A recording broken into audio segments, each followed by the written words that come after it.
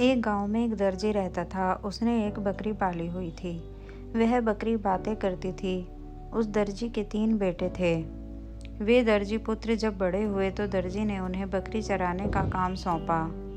वह बकरी दिन भर चरती और भरपेट खाती, पर जब दर्जी शाम को उस पर हाथ फेरकर उससे हाल पूछता तो वह कहती, आपके बेटे मुझे मैदान में एक खूंटे से बांध कर रखते हैं। वह स्वयं खेलते रहते हैं और मैं भूखी रहती हूँ। दर्जी बहुत दिनों तक बात टालता रहा। फिर एक दिन उसने बेटों को डांट डपट कर कहा, निकल जाओ घर से, तुम सब निकम्मे हो। बेकसूर लड़की भी एकदम घर से निकल गए। उनके जाने के बाद दर्जी को बकरी की धूर्तता का पता चला। वह अब अपनी गलती पर पछताने लगा और बेटों के घर लौट आने की राह देखता रहा। दर्जी के तीनों पुत्रों को घर से दूर एक दूसरे से अलग अलग नौकरी मिल गई। उनके मालिक उनके काम से खुश हुए। सबसे बड़ा लड़का लड़की का साज सामान बनाने वाले के पास नौकर हो गया। दूसरा उसी नगर में एक पंचक्की पर नौकर हो गया और तीसरा एक दुकानदार के यहाँ। दोनों बड़े भाइयों को पिता की याद सता रही थी। उन्होंने फैसला किया कि वह घर लौट जाएंगे। उनके मालिक भी इस बात को मान गए।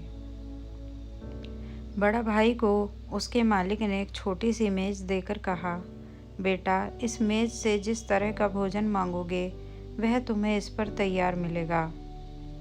दूसरे भाई को चक्की वाले ने एक गधा देते हुए कहा, जाओ खुश रहो, इस गधे को भी ले जाओ।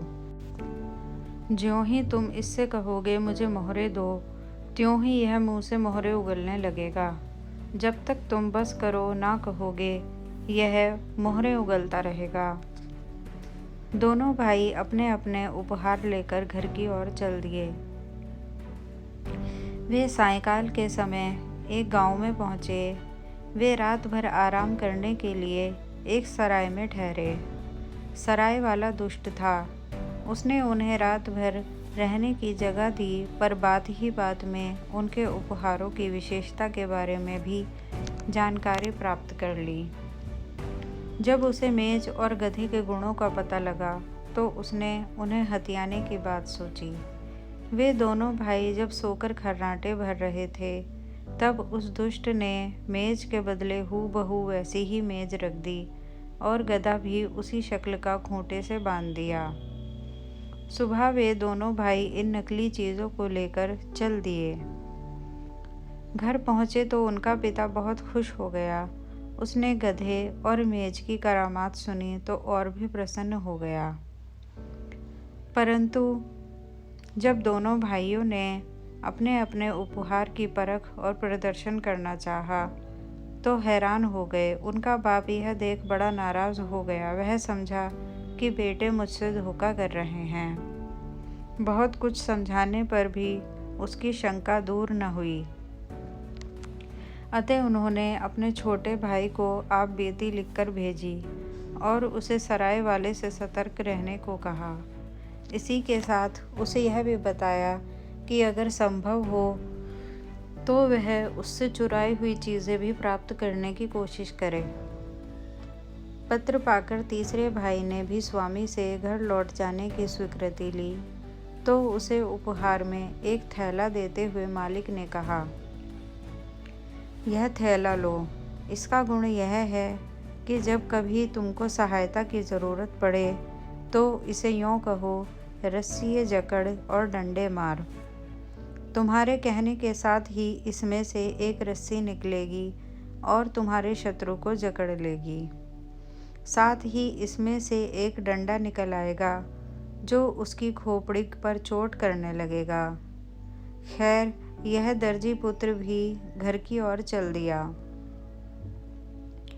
वह रात को उसी सराय में रुका।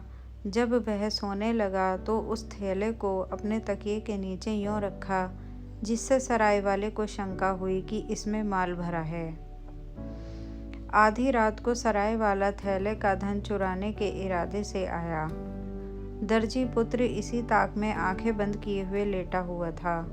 ज्यों ही उसने सिरहाने के नीचे से थैला निकाला त्यों ही वह बोला, रस्सी जकड़ और डंडे मार। कहने की देर थी कि थैले में से सचमुच ही एक रस्सी निकली जिसने सराय वाले को जकड़ लिया। साथ ही एक डंडा भी उछल उछल कर उसकी खोपड़ी पर पटाख पटाख करता हुआ बरसने लगा। सराय वाला रोने धोने और चिल्लाने लगा, भाई माफ़ करो, हाय मरा मरा। जब उस डंडे ने सराय वाले के खोपड़ी पर अच्छी मार बरसाई तो दर्जी पुत्र बोला, बदमाश कहीं का, ये चीज़ें तभी थैले में लौट जाएंगी जब तू मेरे भाइयों से हथियाया हुआ माल लौटाने का वायदा करेगा। लहूलुहान सराय वाले ने उससे वायदा किया तो उसने इन दोनों चीज़ों को वापस बुलाया। इसके बाद सराय वाले से मेज और असली गधा प्राप्त करने के बाद वह घर लौटा। जब वह घर पहुंचा तो तीनों भाइयों ने पिता सहित खूब दावत उड़ाई। पिता अपने पुत्रों की सफलता पर बड़ा खुश हुआ। वह धूर्त बकरी रात के समय ही घर से भाग गई। अब बाप बेटे उन तीनों करामाती चीज़ों के कारण बड़े सुख से रहने लगे। अगर आपको ये कहानी पसंद आई है तो प्लीज़ इसको लाइक एंड शेयर कर दीजिएगा और एंजल स्टोरीज़ को सब्सक्राइब कर दीजिएगा। धन्यवाद।